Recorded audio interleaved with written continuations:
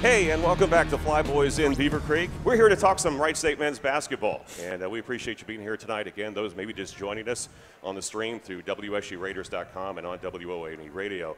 The Spirit Unit from Wright State, as well as the Pep Band out here tonight. We want to thank them for being here tonight. I know some of you eating right now, whatever, but thanks. We appreciate it.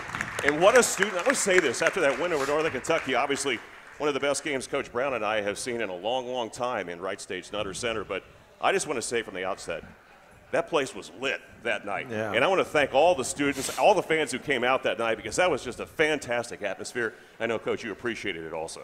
Yeah, obviously having the students there like that really makes a big difference. You know, it's the hope that we could get it like that every game for sure.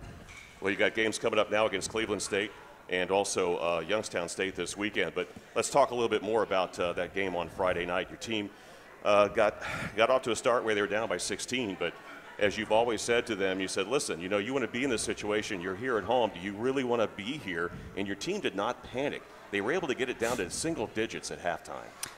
Yeah, you know, it was twofold. I mean, Northern Kentucky was really good. I mean, they really shot the basketball, and we made a bunch of mistakes, you know, that allowed them to get off to a good start. And, you know, just every mistake that we made, they took advantage of. And then, you know, we called a timeout, got the kids settled down, and they did a great job of working it back to 5 points at halftime. Bill Wampler, who was just named the Horizon League Men's Player of the Week this week, had a career-high 29 points, and he had a run of his own, which really helped your team get back into it. Yeah, somebody told me he scored 13 points in a row, and I mean, he shot it that first half like we were been hoping that he would shoot it all year.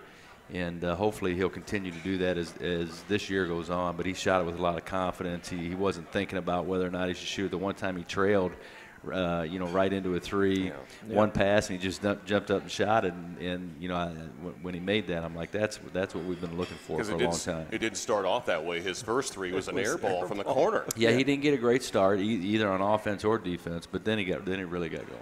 Well, he's a different player, Coach, because he's early in the season he was just settling for threes. Now he takes the ball to the basket. He's just a much more difficult player. Yeah, he's taking the second most free throws on the team besides Loudon, so he does do both. He can put it on the floor.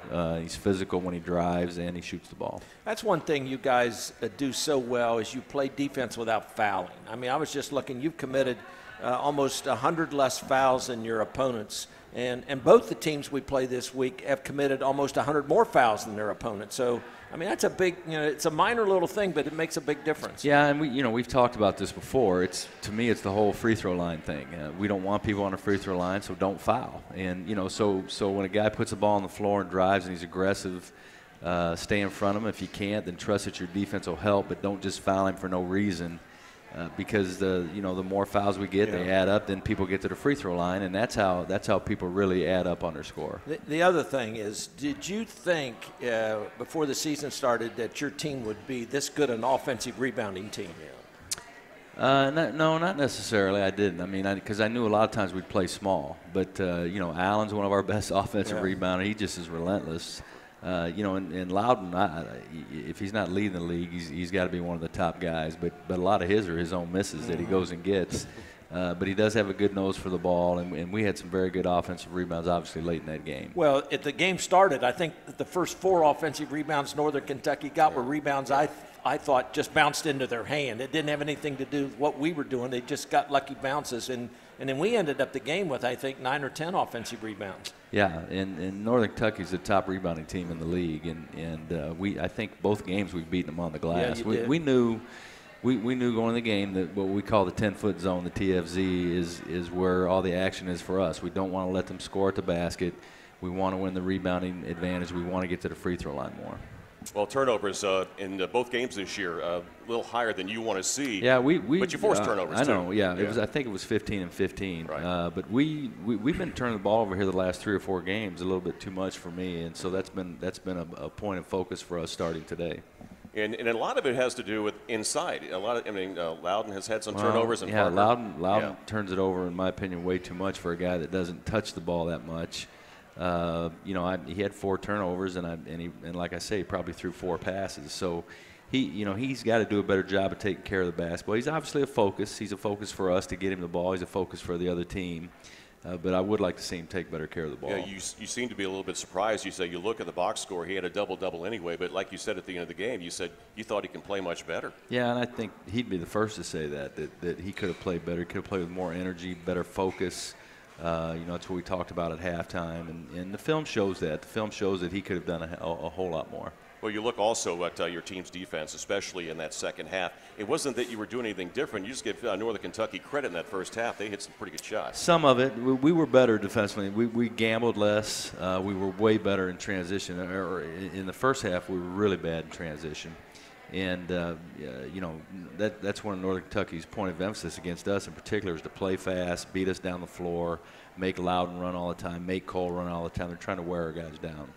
I thought it was important, Coach, because I made the statement on radio that I thought Northern Kentucky was almost playing a perfect half the first 15 minutes. Everything they did was golden. They made 8 of 11 threes, and your kids, they were down 16. You called that timeout. They didn't panic. They got themselves back in the game gradually and got within 5 at halftime. And I thought that's when they won the game was in that stretch right there. Really, it wasn't just the second half. It was probably, the last 7 or 8 minutes of the first half, and then the whole second half, our defense was very good. Yeah. And that's a big thing. I mean, they were on their way to 120 we didn't get going. And some of it was us. You give them credit, but some of it were the mistakes that we made that allowed them to get going and get high. Because good offensive players, you let them get started, you let them see the ball go in the basket, then they're hard to stop no matter what you do. And I think another thing that probably is overlooked by a lot of people is the play you got out of Cole Gentry. Because from the way that game started, they were determined. They were going to make it life tough for him all night long. They came down the floor, put pressure on him, tried to get the ball out of his hands, and he did a great job all night long of getting you into your offense. He was completely exhausted after the game, which stands to reason because he sees so much pressure in that game, and they know how important he is to us, and so they do everything they can do to keep the ball out of his hands and wear him down when he does have it. And Parker Ernsthaus, if a guy makes 3 threes in a game, you're not going to lose a game. Come on, he came out, kept you guys close, but I thought towards the end of the game, everybody got caught up in the emotion, and we noticed it too when Loudon, after he got fouled by McDonald, he did the old, flex the muscle thing, which could have been called for a foul. But Parker alertly came over and made sure he put his arms down and got in his ear. It's and I told the guys today we were watching film, when I played, guys didn't talk like they talk now and didn't say some of the stuff they say like after every made basket and the way they act, and so certainly we love the emotion. We want the emotion, but we also have to be under control, particularly after what happened in Northern Kentucky and one of their players getting a technical foul. We can't turn around and do the same thing. Yeah, that was a key play also because we know what Jalen Tate can do on the floor. That was his 5th foul, also getting that technical at that point, and down the stretch they could have used him. No question about it. He's a heck of a good basketball player on both ends. He's a great defender, and he's turned into a really good offensive player. All right, we'll take our first break. We're at Fly Boys in Beaver Creek. We'll have more of the Scott Nagy Show when we continue. This is Wright State University basketball. Hi, I'm Bob Grody, class of 1976 and former Raiders player and coach. Did you know that once you're a Wright State grad, you're automatically a member of the Alumni Association? As a member, tap into the Wright State Network, attend a local alumni event, and earn discounts and special offers. Log on to WrightStateAlumni.com and make the most of your membership. Thank you, and go Raiders.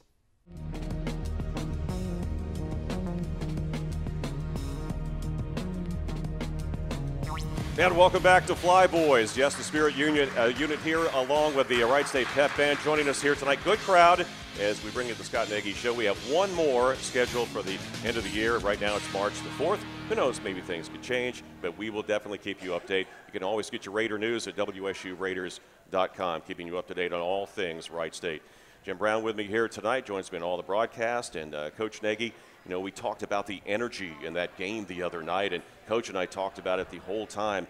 You love to be involved in a game like that. Both teams, they knew what's at stake. They know what's at stake right now, and you like to have that competition between two really good teams. Oh, it was a great game.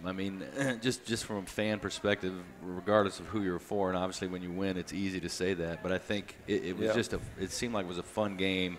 for all the fans to watch. I know I had a lot of people comment because of the game being on ESPNU. They had a chance to watch it, just comment about how great a game it was. And a lot of it does have to do with just how much was at stake when the game was played. You never change emotion. Coach Brown talks about it during the year. We get camera shots of you when we're on ESPN Plus. You don't know if you're winning by 20 points or losing by 20 points. You seem so calm throughout. What was it like for you on the sidelines in that game? Just any other game? No, I think no game is like any other game for me. I may look that way, but it's like they talk about a duck on water.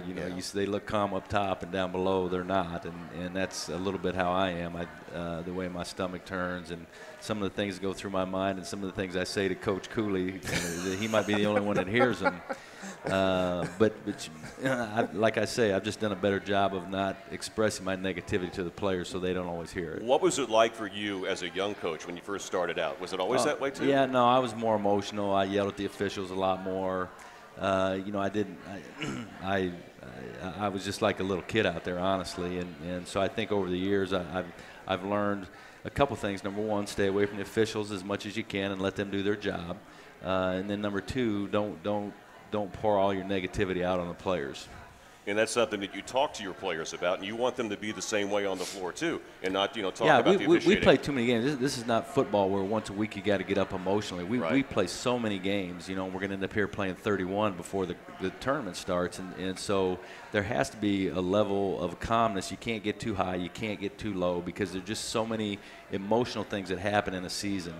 And so you look at now we have to get ready to play Cleveland State coming off of this game. And so if you get so high after that, you're eventually going to come down. We have to make sure that we stay even-keeled, that we stay humble about what we're doing, and make sure that we play exactly the same way when we play Cleveland State. Yeah, I said that to you when we were coming in tonight, that don't you think it's good that you had some time? You said you took off Saturday and Sunday just to get your kids back even keel. And I'm sure for 2 days everybody's been telling them how great they are and texting them and doing all those things. And so, I always tell them, those people aren't your friend. I'm your friend. Listen to me. I'm the guy that's going to tell you how it really is. And so we actually had a pretty tough film session this morning when we watched a lot of the film. I made sure they understood. There were a lot of things in the game that I wasn't very happy about, and just trying to ground our guys again and make sure, because if you want to win a championship, and you know this, Coach, if you want to win a championship, they don't just get handed out. You have to go get them. You have to go get them, and you can't try to hang on to something you don't have. Otherwise, you'll never get it. And so we have to go get this thing, and we have to be prepared to play when the ball goes up Thursday night. It's always better to be able to have teaching moments after a win. Than after a loss. Oh, yeah. It's much easier to get after your players, be hard on them.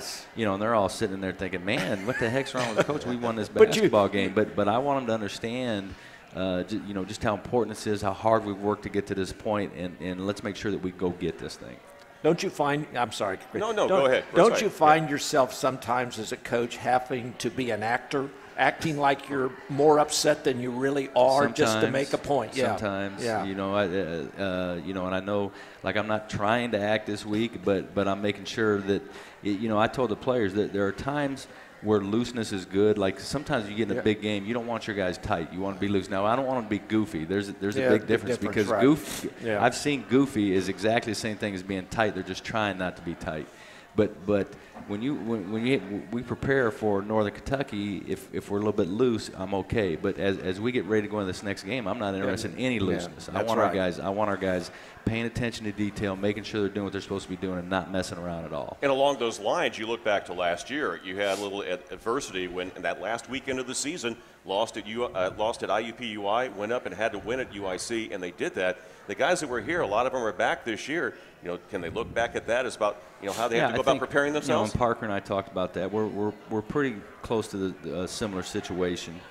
We still have these 2 home games to play, but I think that for these seniors, this is it. This is their one chance to win this conference championship, and so I'm asking them to help the team focus and do everything that they can do to make sure that we put ourselves in a good spot. It doesn't guarantee anything. It really doesn't. But if we jack around and we think we're better than we really are, and we listen to everybody tell you how great you are just because you win one game, that's not going to help you. Well, I'm glad you brought up Parker. Tom Archdeacon did a great story on that. He called him the Big Lou Whisperer, because I guess Lou listens to Parker, in practice and all the things that he does. And well, it'd be great if Loudon would listen to me, but as long as he listens to somebody. Doesn't he know you're his best friend? Loudon listens to me all the time. He really does. Yeah. But no, Parker, and I talked to Parker about this today. He's been, I can't tell you how tremendous he's been just in terms of his leadership and the talking. When things weren't going well in the Northern Kentucky game in huddles and things like that, he's the one guy talking to everybody, making sure they stay focused.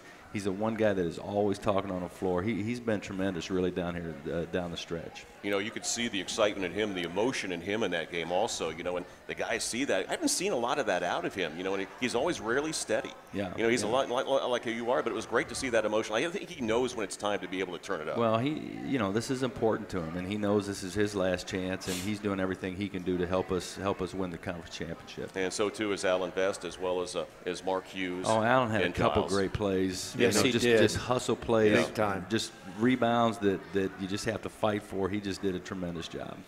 Yeah, when we played down at Northern, they had like 3 threes that went up, hit every side of the rim and dropped in. And that first 3 that Parker took, it hit the front of the rim all the way to the top, came down, hit. And I thought that was a good omen. Yeah. The basketball odds.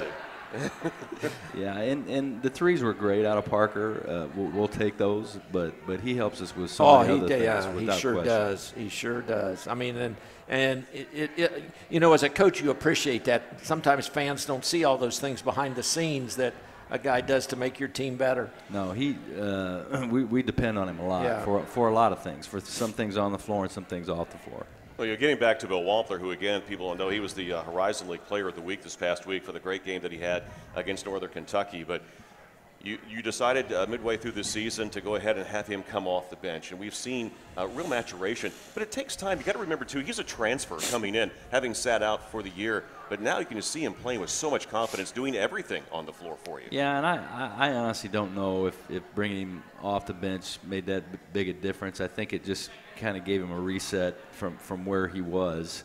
Again, like I say, he's playing the same number of minutes. Yep. And so I think, when we made that change, and we've talked about this, it wasn't punishment or anything. We're just trying to help him reset, and I think it did help him do that. But I think if we start him now or didn't start him, he's going to play exactly the same way. All right, we'll take another break. We'll be back with more of the Scott Nagy Show from Flyboys in Beaver Creek. This is Wright State University basketball. The Horizon League's men's and women's basketball championships roll into Little Caesars Arena March 11th and 12th. Don't miss your chance to see the surviving 4 finalists of the Horizon League battle for an automatic berth in the NCAA tournament.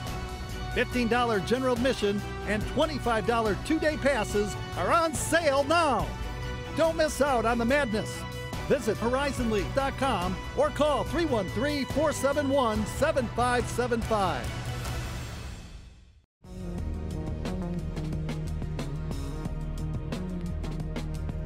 And welcome back to Flyboys here in Beaver Creek.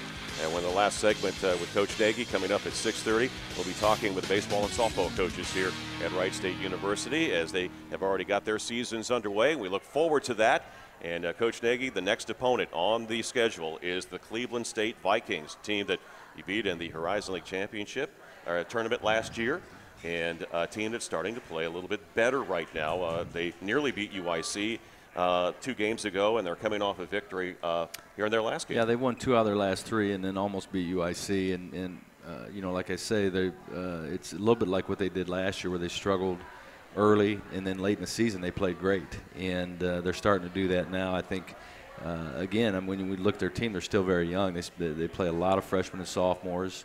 And, we know that sometimes it takes those people a while to catch on, but they're starting to play very good right now. Raiders with a 20-point victory up in Cleveland earlier this year. That's history, but now you got this game to look forward to. You even said after the end of the game, you have a lot of respect for Coach Dennis Felton and his team and his program. You say they're very young, and it starts with their sophomore in the backcourt, Tyree Appleby, an outstanding player. Really good player, and could have easily been player of the week this week. I mean, he is really passing the ball well. He's scoring it. He's as quick as anybody in the league, probably the quickest person in the league, and they bring him off a lot of ball screens and cause a lot of problems. He's extremely difficult to guard because he makes unorthodox shots. And the thing he's doing this year that he struggled with last year is he's making three. He's shooting 41% from three. Last year he didn't shoot the ball that well. Now he's really shooting it, so he's nearly impossible to guard one-on-one. Well, both these teams you have coming up shoot a lot of threes. I mean, they both shoot a lot of threes. It's part of their offense. They both have very good guards. We talked about this before. The teams that have good guards that get hot, they're the ones that are hard to stop. Yep. Exactly. I mean, and they've got nothing to lose. I mean, they're going to come in here with absolutely nothing to lose, everything to gain. Yeah. And those are the kind of teams that are. They can be dangerous if you mess around with them, but teams that have nothing to lose also when it gets tough and you can get after them because they have nothing to lose, they can fold a little easier too. But I think Dennis is such a good coach that's not going to happen with his teams. Well, you look at this team also.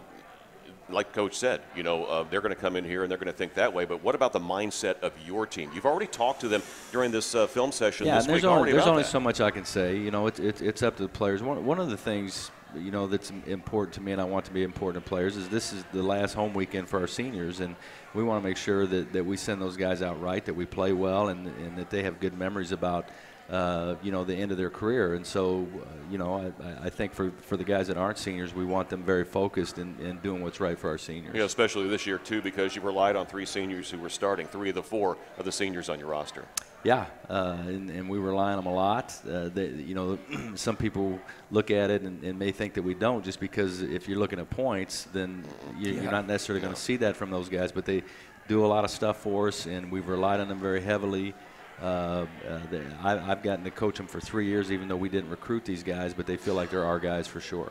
And the example that they set, for the underclassmen also is they'll continue their careers. Well, these 3 guys, as a matter of fact, all 4 of them, great kids, great students, great teammates, all the kind of things you want out of people that you're really depending on, and it's why they're still here. And we're even going to do it a little differently this year with the Youngstown games. We're going to honor the guys after the game so they have an opportunity to speak to the crowd.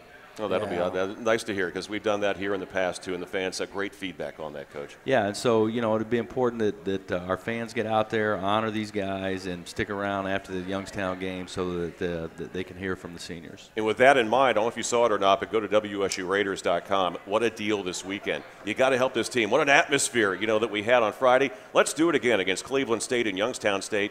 2 games, $10.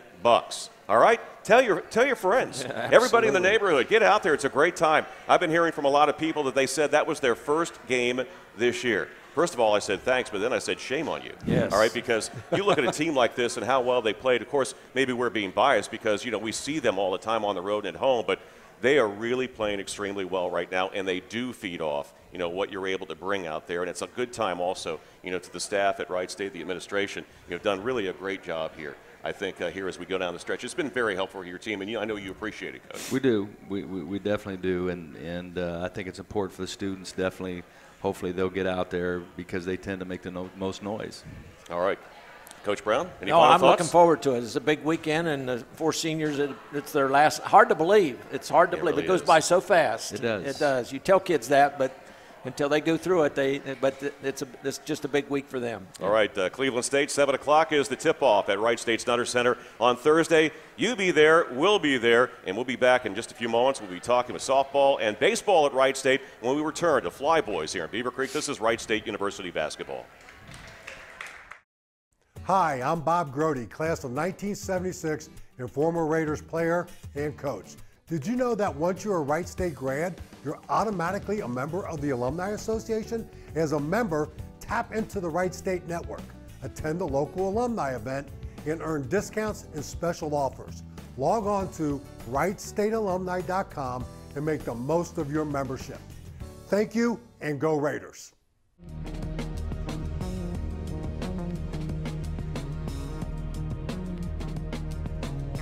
And welcome back. Yes, we're going to take a little turn here from basketball, and normally we have some of the Wright State men's basketball players on during the segment, but we're really excited talking about it is going to be spring soon, folks. I know you can't tell by looking at the weather outside, but we got baseball, we got softball to talk about. They've already started their seasons, and with us right now in his first year as the head coach, 2 years as an assistant here with Coach Mercer, who's moved on to Indiana University, Alex Sogard. Alex, first of all, thanks for taking the time. I know you guys got in late last night for being with us here tonight. Yeah, we got in about 2 in the morning, so a little light on sleep, but excited I could be here. So tell us a little bit of background about you. I know you were at North Carolina State.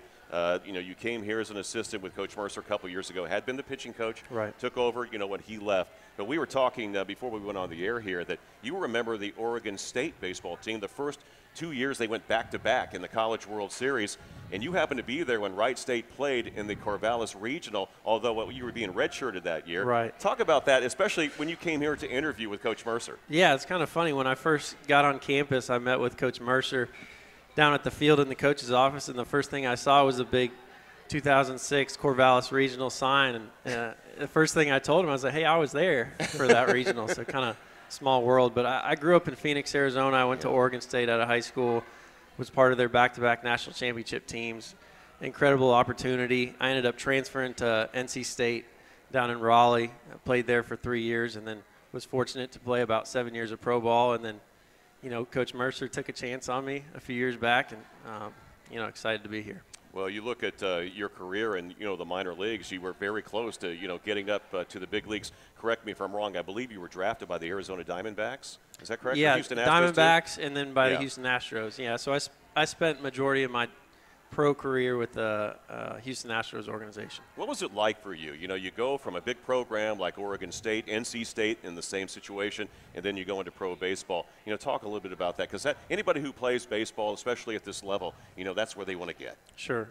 It's the college game and the pro game is completely different in a sense that college is so much more team emphasis, and you get to pro ball and you start to learn and realize that it's a business at the end of the day. And so a lot of guys are more individualized when they get there. But a great opportunity, great experience. I played for a lot of really good coaches, met a lot of people, traveled the country, traveled different countries, so a lot of fun. Coach Brown, he coached basketball, so many years, but, coaching, it's a fraternity, whatever sport it might be. You obviously can understand, what Coach Sogard would be going through. The thing I've always wondered about is, there's how many rounds in the draft are there? Like 50 in baseball? Yeah, 40 now. 40. It used to be 50. Yeah, and these guys get drafted with all these futures, and they go to some of these godforsaken cities to play baseball.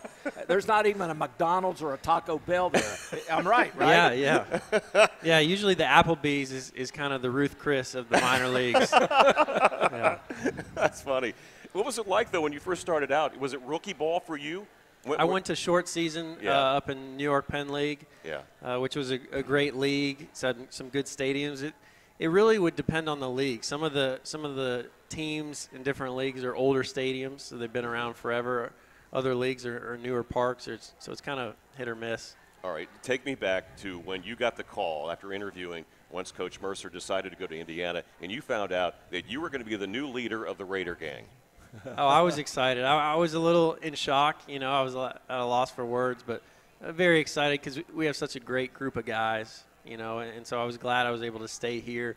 There's kind of that few-hour window where you hope you have a job, during the summer with the coaching carousel and whatnot. And so was excited to be able to lead these guys, and very fortunate to be able to keep most of the staff that was here, which was a big piece. And that's important, right, Coach Brown? Extremely important, and particularly in recruiting, because you and talk a little bit about recruiting. I know, this all started back with a real dear friend of mine, Ron Nishwitz. He got this all started, and Nish was he was a figure in this area for a long, I was talking time. with him this morning, actually. Yeah, I bet you were. And you better listen to him because he knows what he's talking about. But it's really neat what he has done and what the coaches that succeeded him, the success that they've had. But talk a little bit about your recruiting base. Where you is this area strong for baseball? It is. Yeah, it is. I mean, Cincinnati area, Columbus area, and then Indianapolis are kind of the main areas we tend to hit. We have, I would say, our team's 70% Ohio kids, Indiana kids, a couple Illinois, Chicago kids, and then we'll occasionally get a junior college kid from Florida or Texas or just to kind of fill in a spot. I have a baseball question. I'm a huge baseball fan, Reds fan, and the thing that drives me nuts about baseball today is this shifting. Yeah. And why why? Now, you probably can't answer this because you're coaching at the college level, and you probably do a much better job than these professional managers. But why isn't there more emphasis when you have this shift that you don't bunt down the third baseline, or at least try to hit it down the third baseline? Yeah, that kind of bothers me as well. Good. I'll go ahead. Last year, Gabe Snyder, which I know a lot of people know, had a terrific year. He's in the Twins organization now. Gabe's a big left-handed hitting first baseman, power hitter. Yeah, I remember him. And we would play teams that would shift him heavily. In our theories, like, give him any weapon you can give him, right? And so if they give us a hole, we're going to exploit that. And so Gabe would have numerous bunt hits. There'd be times where he'd hit a homer, they'd shift him, and then he'd get a bunt hit. And he wasn't afraid to do that because our goal as a team is to get on base. Because once we get on base, we like to be aggressive and kind of go from there. Well, we just talked to Coach Nagy about this in basketball. He has two players, both seniors, Alan Vest and Parker Ernsthausen, who, if you look at the stats, the important stats, points and rebounds, they don't lead the team in any of those areas, but they're so valuable to the team because of the other things they do. How difficult is it as a college coach to get players to understand if there's a guy on first base or a guy on second base, I need to hit it to the right side, or, do the little things that aren't recognized by fans but are important to the success of your team? How difficult is that at the college level to get kids to understand that? I think it takes some time. I honestly, with the freshmen coming in, it helps a lot with kind of the culture that's been built here. The upperclassmen are very good at letting them know how we play baseball here, and I think the success we've had the last 3-4 years, they see the guys that have gone on to the next level and had success, and they were able to do these things, So we try and make sure that they understand it. It is a team game, and if the team has success, then you have individual success as well. Yeah, 6 regionals in the last 12 years. Every year you're thinking about going to the regionals and moving on from there. Yeah. Team has won that the last couple of years, had success down at Louisville.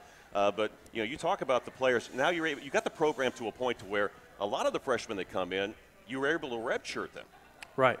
And that's really good because then they can learn and don't have to be out there in the field. Right. It gives them a year under their belt. They can learn the system. They can get bigger. They can get stronger, which is a big part of our program. It's funny. Every place we go, even Ole Miss this past weekend, one of the first things they say is, man, you guys are physical. Big dudes. I was talking to players, David DeLucci, who's an ex-big leaguer. He was Yeah. announcing the games, and he was like, what do you guys recruit linemen? And I laughed, and I was like, well, kind of. We like a lot of former football guys. But, it gives them a year in our system. It gives them, especially they can learn from the upperclassmen, even though they're not out on the field, but they can see, why is this guy successful? Coach was talking earlier about the shifts. A lot of it has to do with analytics. Yeah. How much has analytics played a part in college baseball? It's starting to grow. I would say the last 3-4 years, you see it a lot more. We're actually more on that side of things. We're a little more, I guess, new school, if you call it. So we will do some shifting with certain hitters. I think you get some teams that will just shift to shift, but, we'll pick and choose our guys. But with all the stats out there, though, it's not like, with the big leagues, you got more information to be able to put into it and see. But as you go through the league here, you pretty much know, these guys and where to play them. Coach was talking earlier about situational things. Those are something, too, that you practice, I'm sure, when you have a chance to go out there on the field for practice days. Situations, second and third, run out. What do you do in that situation? You guys do that a lot? We try to. Obviously early in the spring it's hard. Yeah. It's hard to get outside, so the defense side of it, the team defense can be tougher. But yeah, we talk about it a lot. We try to do as much of that as we can. Any day it's above 35, we'll try and get outside. Yeah, you're right, because I came to teach my class the other day, and I can always tell when you're doing something down there because there's a ton of cars down there. And I'm thinking, my goodness, are they out there practicing today? And I went upstairs and said something to the sports information director, Bob Noss, and he said, well, they have turf out there, Jim. They don't have grass. Yeah, the turf is huge. And anytime, especially if the sun's out, if it's 30 degrees out on that turf, it's a lot warmer there. So even if we're able to get out for an hour just to kind of dry run through some defensive stuff, we'll try and do that. And with success comes notoriety. We've noticed in the last few years, you've seen a lot of Wright State baseball players being drafted in the Major League Draft. And I'm not saying that round 38 through 40 either. You've seen some guys in the top, in the top 5. Yeah, absolutely. I think nowadays it's different. In the past, it's like guys would try to go to the Power 5 schools, and nowadays, you can't hide under a rock. I think people are starting to realize that follow college baseball, that we're one of the best programs in Ohio, and we talk to scouts all the time, and they tell us that, and we really believe that. And so I think, the draft has kind of changed our program the last 4 or 5 years. Well, you look at some of these players right now. We know Joe Smith. You already talked about him back in the Corvallis, but I've noticed, too, I've been following Sean Murphy and his development with the Oakland A's. He may have a big league uniform on at some point this year. Yeah, I think he'll have a great shot. Sean worked out with our guys leading up until spring training, which is always great, for our younger guys to see that, to see their work ethic. But I think he'll get a shot. If he has a really good spring, he may break with the team, which would be great. We want to talk about this year's team too, because you got to go back. You lost some pitchers, know that who have moved on, pitching, but you got a lot of guys back who are outstanding hitters and guys in position players. Of course, it starts with I would imagine Peyton Burdick. I mean, this guy he's big time. I mean, there's a lot of scouts that I'm hearing right now that like this guy. Yeah, he's a player. Peyton's awesome. He's full of energy at all times, which is great. He's one of our leaders as a team guy, but, he incredible power. I mean, he's got as much power as anybody I've seen. A really good hitter, and he's improved his 60 time as running the last, year, which has helped him a lot as far as draft status. And Zane Collins, who was the pitcher of the week this year in the Horizon League. What a great outing he gave you against Ole Miss. Yeah, Zane was great. Zane's a senior lefty for us. Last year he had a little off year, struggled with his command. 2 years ago he was first team all-conference, one of the best pitchers in the league. He's extremely talented. He's a unique pitcher. He has a heavy sinker, a really good breaking ball. As long as he's in the zone, he doesn't get hit much. And I was just saying, anytime we play these top teams, he's just different than anything they've seen. And so anytime he's on the mound, I feel pretty good about this. So what's it going to be like for you, having spent more time with the pitchers and now you're the head coach, the transition for you and your responsibilities?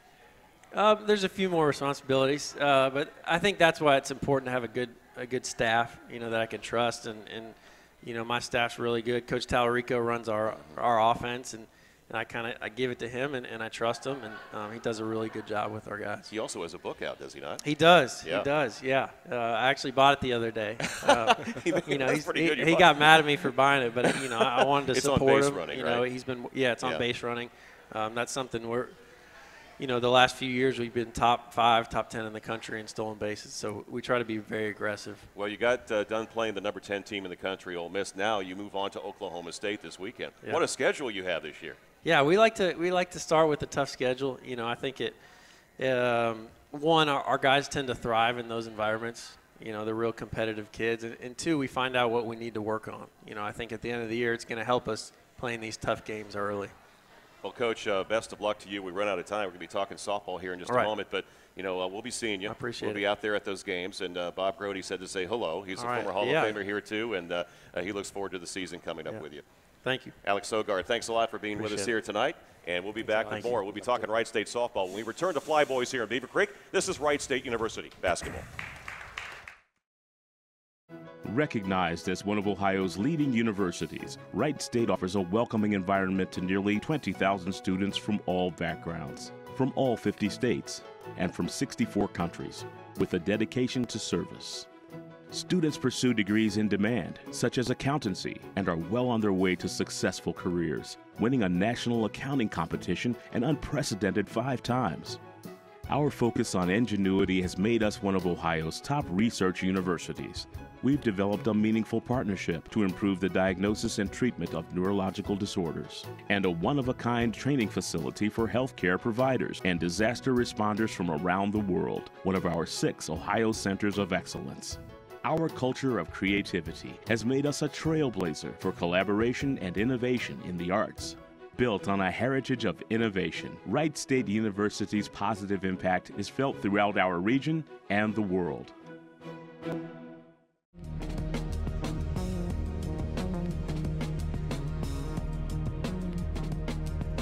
All right, we are back here at Fly Boys, as the announcer guy just told us right there for our final segment. Laura Matthews, who's the head coach of softball here at Wright State, is joining us. This is the first time, I'll have to admit, that I've had a chance to meet you.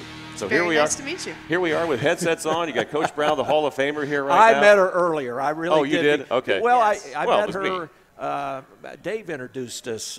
You were upstairs on the concourse one day, and he introduced you and I. You probably don't remember it, but it's a long time ago. But I kind of shared a story with her because when I was coaching high school basketball at Northmont, Libby and Kate Peffer, who came to Wright State and were good softball players, their dad was one of my assistant coaches. So I've known them since they were real little. Yeah, I hear a lot about the Peppers. They were good players for Wright State a couple years ago. Well, let's talk a little bit about you, how you got here. You were a head coach, very successful at Wittenberg over here in Springfield. Before that, excellent player at the University of Dayton, and now you're the head coach here, Division I at Wright State. Things have gone kind of quickly for you. Talk about what your career has done for you and how you got to this point, and the things that you experienced. Well, I feel like Dayton has kind of adopted me. I've made all of my rounds through the Dayton area, Dayton-Springfield area. So, I'm from Nashville, Tennessee, and I graduated from high school, and University of Dayton recruited me, came up here, was up in Chicago for a couple of years as an assistant at a Division III coach, and I had a real job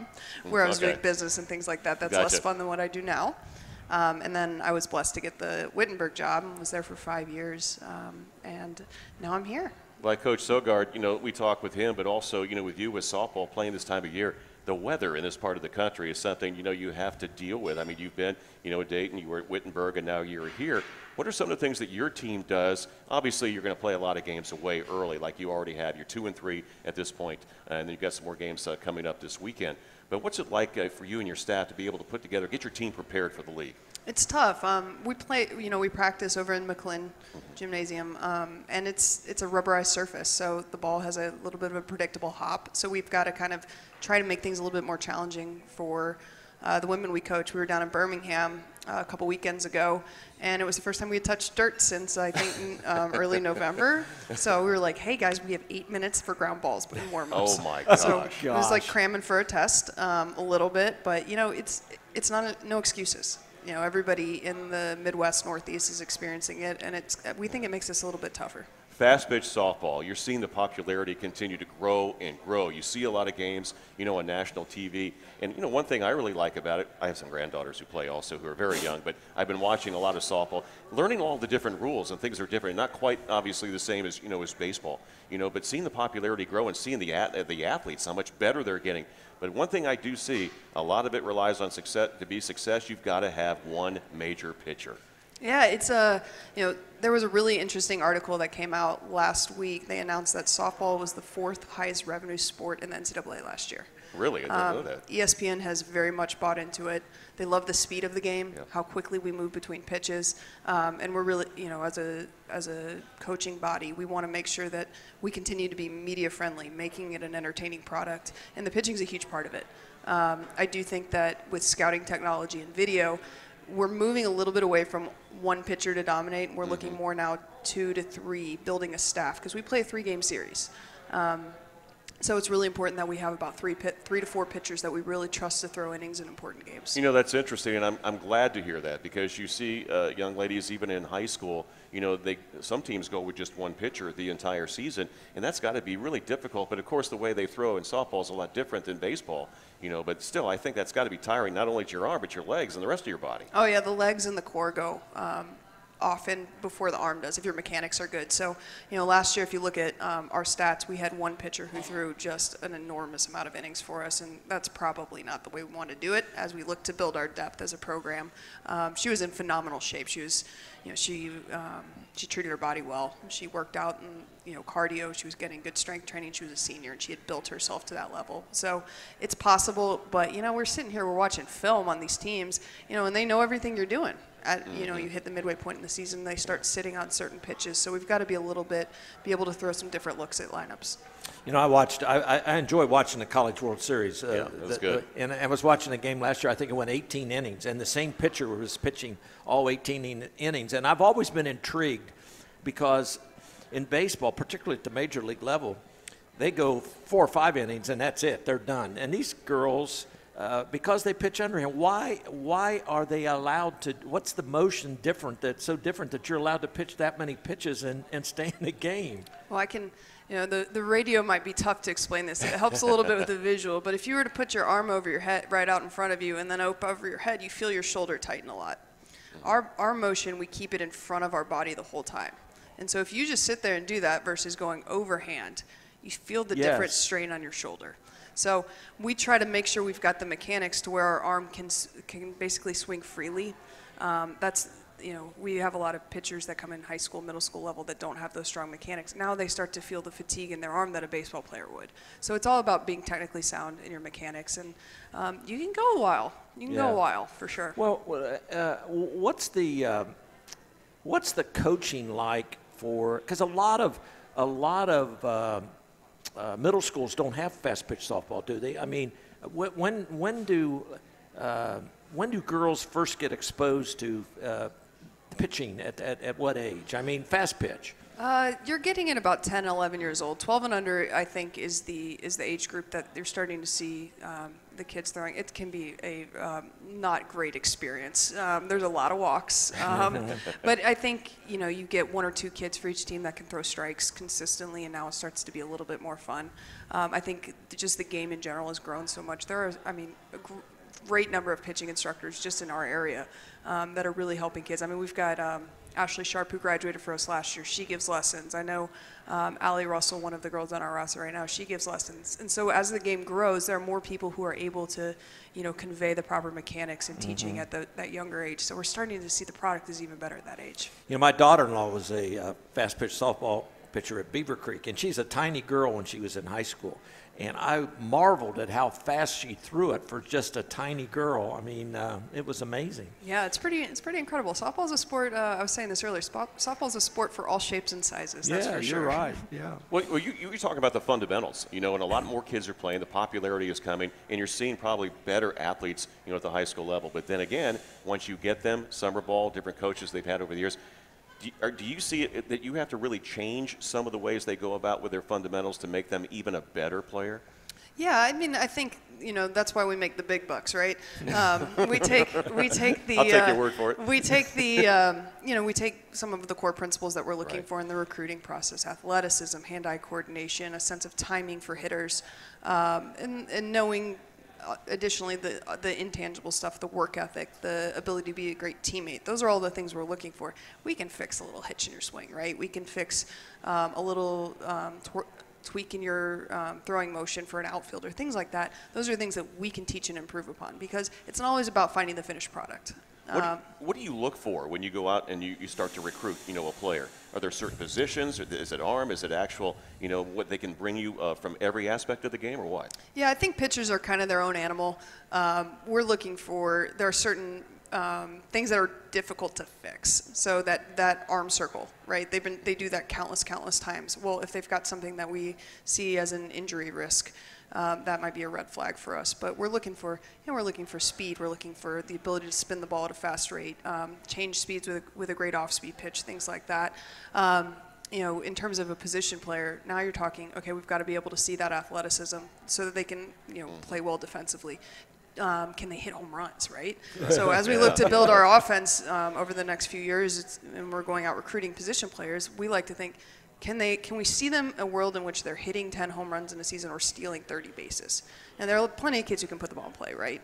We can find those anywhere. But does this kid have a chance to be something really special offensively? And that gets back, again, you talk about a lot of good instructors you see in this area. And there's also not only pitching instructors, but hitting instructors. I hear there's some pretty good ones around here. There definitely are. We're really lucky. A lot of the women on our team have had hitting coaches since they're 12 years old, 10 years old. A lot of their parents have been great hitting instructors for them, a lot of great travel ball coaches. A lot of times they have 4 different voices in their ears about about their swings. Also, a lot of people think they know how to teach hitting, and there are certain things that I think a lot of people have in common, and then we kind of tweak it to fit what we're doing. What would you suggest to a parent who has a child, like you say, 9, 10, 11 years old, when they get started in ball, encourage them to do something, to get out there and play? What would you tell them before they decide to do something like that? Let the child drive everything. If you drag them outside on a day like today and you make them throw, they're going to hate it. Let them drive the investment level. If they're begging you to play travel ball, now you go let them play travel ball. If they don't want to go out and throw on their own and you're the one that's driving everything, that's the kid that's going to burn out. That's the one who's not going to have that hunger inside of them and playing, with joy. Go play basketball, go play volleyball, go play soccer, go be an athlete. Have fun, and, don't let the parent be the source of everything. You know, and that's interesting you say that. You hear that a lot from coaches, especially at the D1 level. They want individuals who come in here who have played different sports because it's really important. Because let's face it, injuries too, if you just do one thing, you're not using other muscle groups, and you can make yourself prone to some injuries, they tell me. Yeah, I mean, with our class that we have coming in next year, 4 of the 6 of them play high school basketball. They might, there are some travel softball organizations that make you play year round. Yeah, that's good, but also allowing you to be able to go play your basketball game. Learning a different skill set, being athletic, being a great teammate in those sports as well. And then, you go hit on the weekend, and you go hit with a hitting instructor one night after basketball practice, after you do all your homework and things like that. So I think, being open to that as a program, I think is going to get some great athletes in the door for us. And something else that they have to be concerned with too, and that is, like you just said, hitting the books. Of course, you didn't have any problem with that. You did pretty well through school, I understand. I was good at school. Yeah, I was I pretty know good you at were. school. Oh yeah. Yeah, you were really good. Yeah. So from what I understand, but it doesn't make me smart, but I was good at school. I can tell you that much. But you expect that's quite a grind, for these young ladies who come in and they have to play, especially the underclassmen, because they don't have a whole lot of free time. Yeah, but I'll tell you, I mean, at Wright State, we take really good care of them. They've got, academic advisors who are helping them, making sure they're learning how to manage their time when they're freshmen. We've got, they help each other out with saying, hey, take this professor this semester because it's going to be tougher in season. I think we do a really good job of supporting them. And it's a culture within your program of saying, we're going to get it done. It's an expectation that you're going to do it. And having that support, Coach Brown's talked about that, how important that is for great. you and your staff. Yeah. Those are the people that don't go on the radio show who make our programs run, for sure. How is it? Do you play the University of Dayton? Or do they play you in softball? Yeah, I think they come to us this year. Yeah. What's it going to be like when you play them? Because I'm a UD grad myself. And I was as big a UD fan as you could be when I was in college there and growing up. And I hated them after I came here. So, well, not. She hasn't been as far removed as you have. The coach at Dayton, Coach LaPlaca, coached me my senior year. So we still have a very good relationship. But I want to beat him. I mean, we're going to beat him. Absolutely. Well, we're out of time. Coach Matthews, thank you very much. It was great to meet you. Yes, we'll see you out there on the field. Cindy, thanks for your job. Thanks for everybody here tonight. Greg and everybody here on the stream and all the people who came out here tonight. Thank you very much. We appreciate you coming out to the Scott Nagy radio show here at Fly Boys in Beaver Creek. Again, next week, no show. We have one scheduled for March the 4th. Again, thank you very much, and go Raiders.